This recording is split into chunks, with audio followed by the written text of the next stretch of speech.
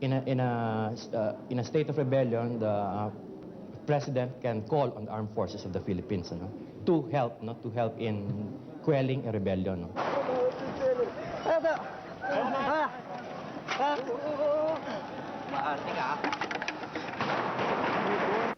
Despite our controlled response, 2 police ang namatay.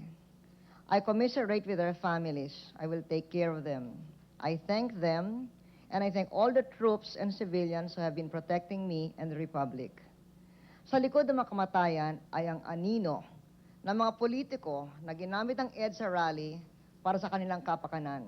He said that perhaps what would come down. Last 2 questions, please. No, you resign. Last 2 questions. In the same way that Edsador said.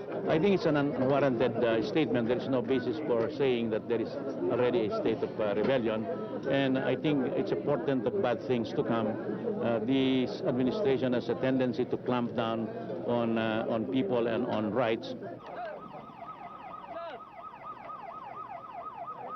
Because we had to put him there because of the threat that he would be taken away by Estrada loyalists.